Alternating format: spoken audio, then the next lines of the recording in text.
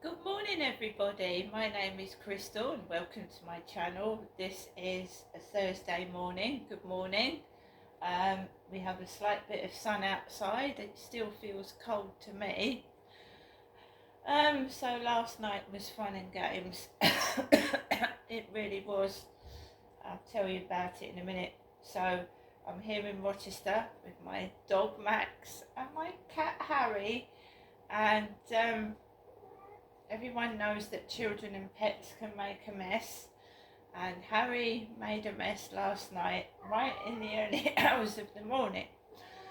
So, good morning, everyone. And here you can hear he's very vocal this morning. Very vocal. He's a very big cat, and he makes a big mess. Alexa, good morning. Good morning, and happy birthday to the town of Milton Keynes, founded on this day in 1967. Fun fact: no one in Milton Keynes is ever more than half a mile from a park. Alexa, what's the time, please? Good morning, Genestra. The time is 8:33 a.m. Alexa, what's the date today? It's Thursday, the 23rd of January. Alexa, what's the weather outlook? In Rochester, it's 2 degrees Celsius with mostly cloudy skies. Today, you can expect rainy weather, with a high of 8 degrees and a low of 2 degrees. Also, there's a yellow warning for wind in effect on Friday the 24th of January from 5 a.m. to 3 p.m. Alexa, can you tell me a joke? My friend asked me to stop singing Oasis in public. I said maybe. Alexa, who was born on this day? Celebrities born on the 23rd of January include XXXTentacion, Mariska Hargitay, Chesley Sullenberger, Anna Sorokin, and Subhas Chandra Bose. Good morning, everyone. Lovely Thursday morning. Just get my cup of ginger tea and sit myself down. Yeah. Yesterday was another day, getting through the day. Same shit, different day. And the same today. I don't know whether listening to my mother's voicemail messages is good for me or not. I don't know. Anyway, I went out last night as a video on my channel where I'm going out, and it's freezing, absolutely freezing cold it was last night. I'm on my own now, just doing my own thing and keeping myself to myself, and sometimes it can feel alienating and a bit, I don't know, I don't feel lonely, no, because I've got a wonderful dog, a lovely cuddly cat, and I don't feel lonely, I don't. So that's not an issue. I'm going to tell you a couple of things. Right. I lived for 22 years in Gloucestershire with my ex-husband, and then we split up. I met this man from London, and I went up there for a bit, and it didn't work out. So I came back to Gloucestershire, and I ended up in a women's refuge and a women's safe house. And I told you, I moved out of the women's refuge after 6 months. They put me into a flat, which I complained about. And then they moved me into this shoddy house. Shoddy, I mean, it was like a crooked house. When you went to bed, the bed went down on a slope, and you'd wake up with a headache, so I had to put the yellow pages, telephone books, who remembers telephone books about that thick, full of people's and businesses' telephone numbers, because back in the day there was no internet or mobile phones to store all these phone numbers, so they used to issue people with thick telephone books. They used to leave them free outside people's doorsteps, and you could look up anybody that was in the directory, their phone number and a business. So they were thick, so my bed used to slide down the bedroom floor, so I used to balance it out by putting telephone books on the front legs underneath the bed. Anyway, I lived up in Gloucestershire for 22 years. The only communication I had with my mother, Jennifer, was by the phone. And she used to get up really early, 6 or 7 in the morning, and wake me up out of my bed. She used to tell me to get up, it's a lovely fresh day, why don't you go outside and get some fresh air, when I didn't want to.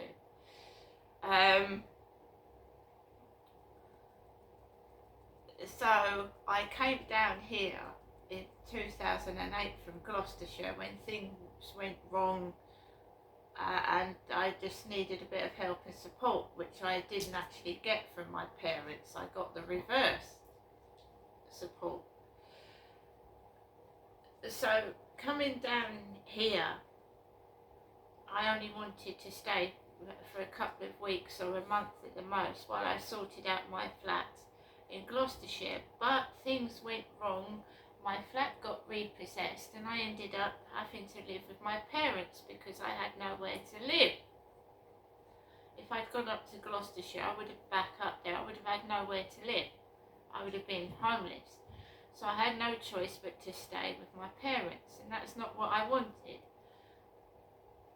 So this is, from my parents I got a flat.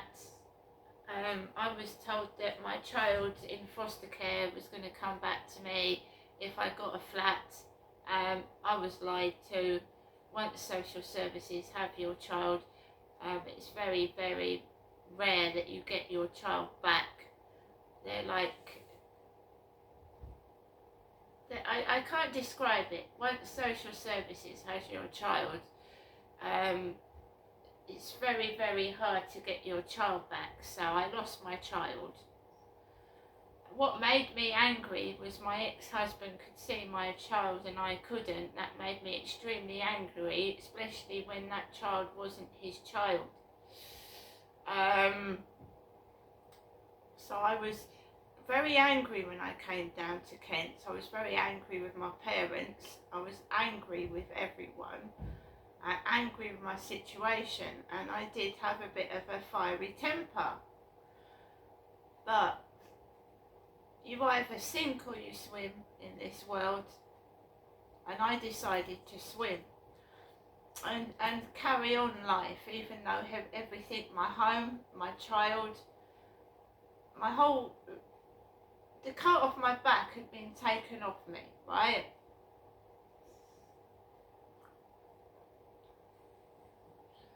So I lived in my first flat for 9 to 10 years, and I then got this place, and I thought it was going to be a fresh start. I didn't want the old shit to carry on, the old misery, but unfortunately it has.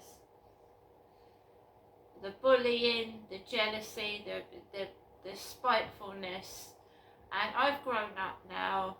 I've grown up, I'm middle-aged, and I don't want this crap. I'm not a baby. I don't need to go and see my mum and things like that. I don't need that. I'm an adult now. So we're getting these obstacles in our way where the neighbours start to get boisterous and over loud. And it worked once. I rang my mum up because my mum used to say, if the neighbours are giving you trouble, give me a ring. It doesn't matter what time or day it is.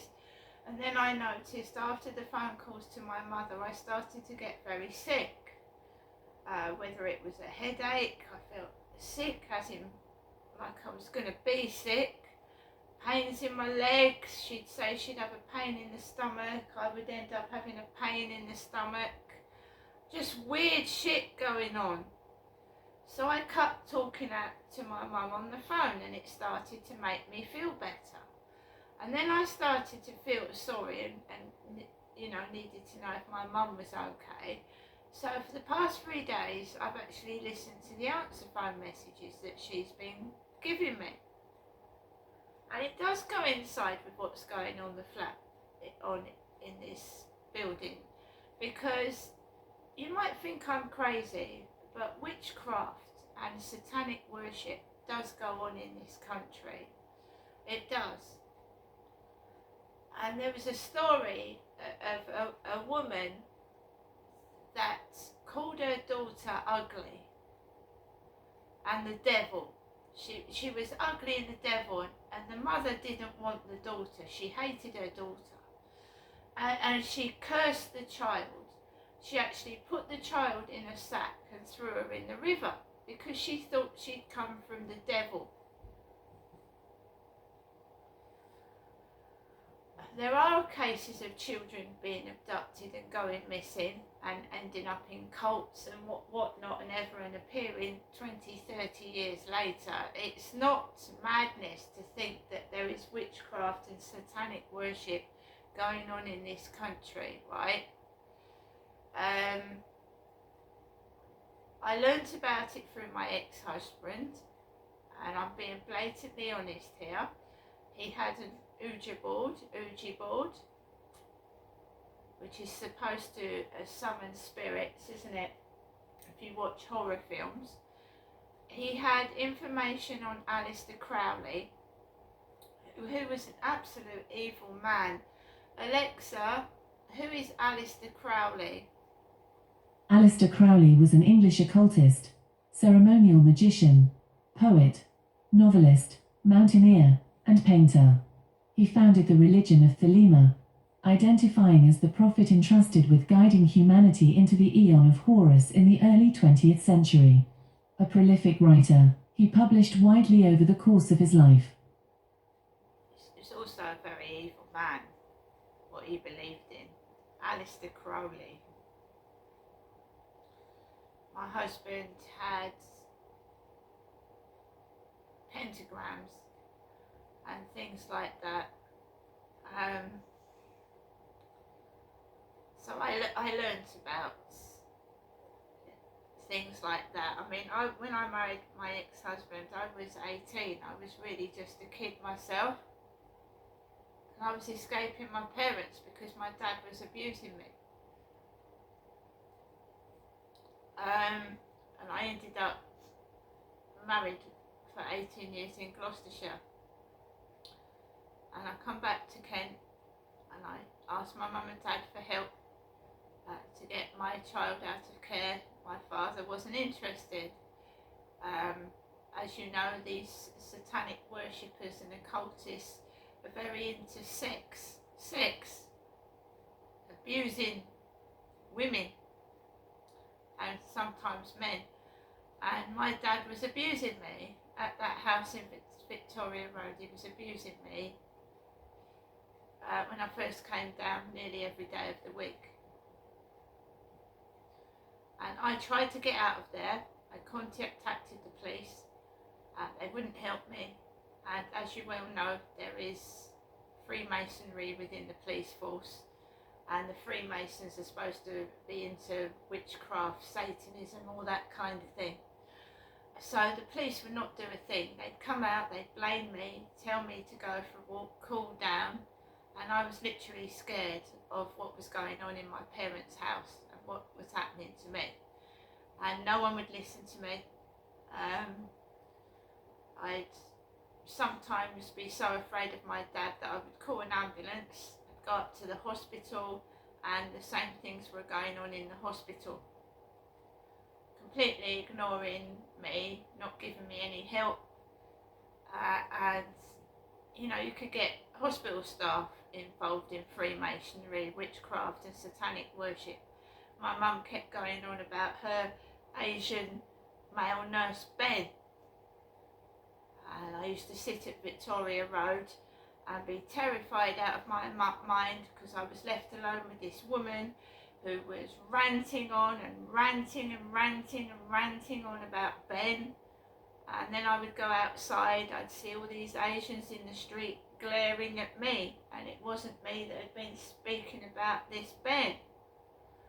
On one occasion I was attacked outside after my mum had been ranting, yelling for hours, and I felt brainwashed as well. I couldn't think for myself or speak for myself.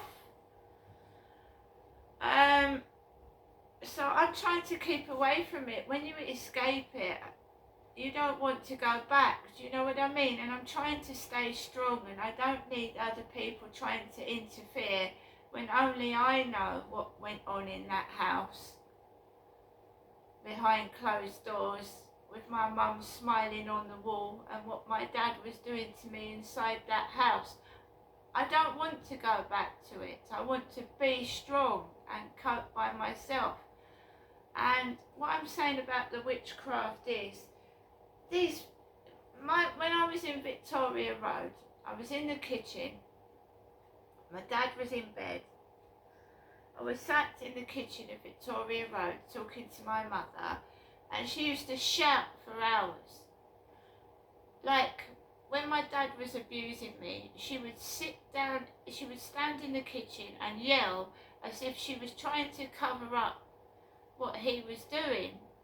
I don't know if anyone understands this, but my dad would be abusing me in the upstairs bedroom, and my mum would be downstairs yelling and acting mad. And I think she was trying to cover up what was going on by making out she was a lunatic. So I was sat down on the chair in the kitchen of that house, and she started,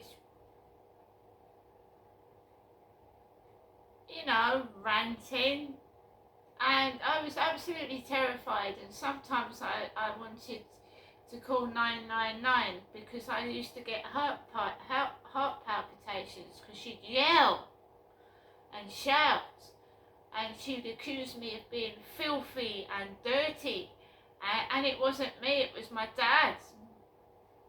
And I'd be afraid, I'd be upset, I had all these weird feelings, and then I was sat on this chair like I was being interrogated, and I just remember seeing this stripy spider on my arm, crawling up my arm, and then it disappeared.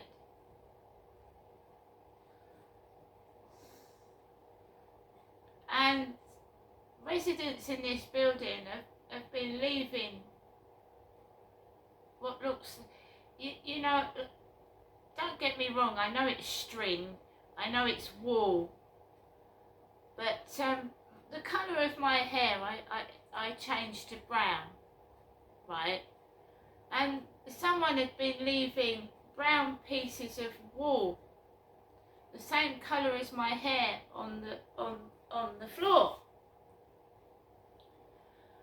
And they do that a lot, and I do believe in voodoo dolls, because in Gloucestershire I found a voodoo doll, and I'd coloured my hair to black, and I found a voodoo doll with black hair on it, and it had pins in it.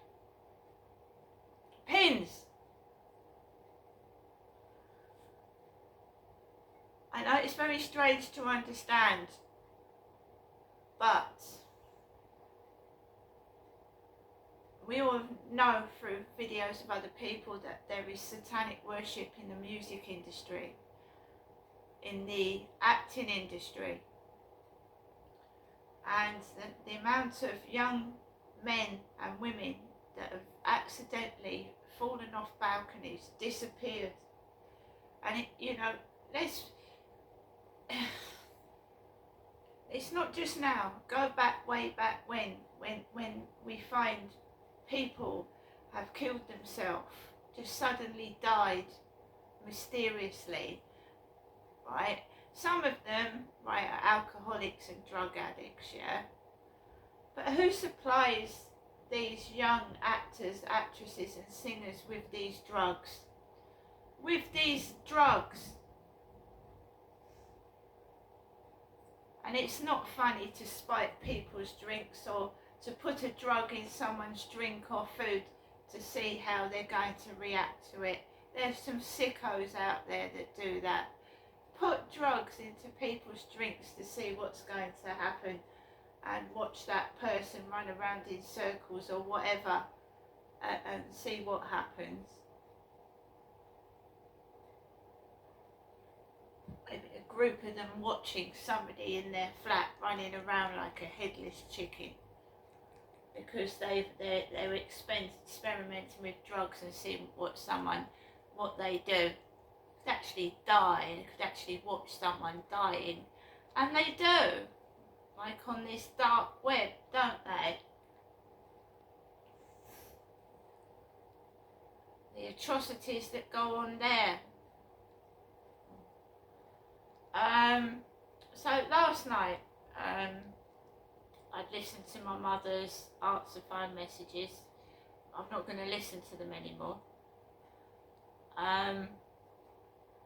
See what she does next, and we know the police utterly useless and crap, so if the police come to my door they're just going to get told to go away.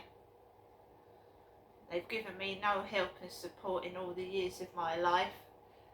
My brother was murdered, my dad was sentenced for manslaughter, and he didn't even do 2 years for the possible murder of a child. And then they go on to have me, and my dad starts abusing me, and I just want to be left alone. That's all I ask. I'm not interfering in my mother's life. You know, that's it for me now. I've had enough. So back to last night. Harry had an accident on the floor, right by where I was sleeping. He had an accident, so there was a huge, you know what shit smells like. So I was up at 2 a.m. cleaning up Harry's mess, because he's got used to going to the toilet outside. He now keeps going on the floor. I'm very grateful to have him back. It stank, so I had to open the window, let out the smell of the shit. Tried to lie down back to sleep, I couldn't. So I was up for a couple of hours, up and down, and then he decided to do it again. Up and down like a yo-yo, cleaning his mess. And I had a nightmare. And I don't know what it was.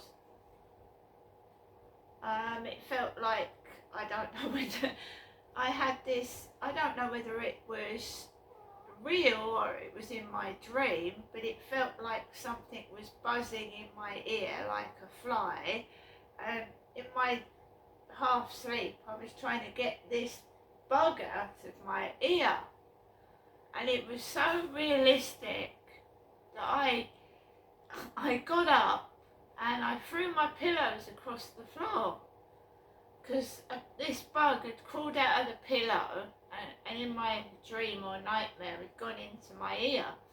So I actually woke up and tried to pull something out of my ear, and then I threw the cushions on the floor, because every time I tried to lie down I had this buzzing noise in my ear.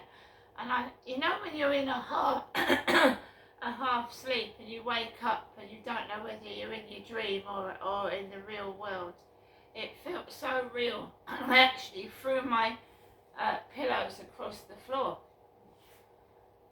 and I was trying to see if there was something in the pillow. And now I've got up this morning it's awful. It's awful, absolutely awful. I just want to be on my own. That's okay. I don't trust anybody. satanic worship. My father was called the devil. Whether my mum denies it or not, I know the truth, and so does God above. And she does tell lies, and don't force it. I don't want people forcing down my throat that they don't tell lies. She said she couldn't walk. If she couldn't walk, she wouldn't be able to get up off the sofa to answer the front door, and she answers the front door to Sue. I don't want any more lies in my life. I've been brought up with lies, live with lies. There's liars in the police. Just leave me alone. And I'm telling you now, I don't want the police on my doorstep. They'll be told to go away. I'm in my 50s. It's my choice what I do with my life, nobody else's. See you later.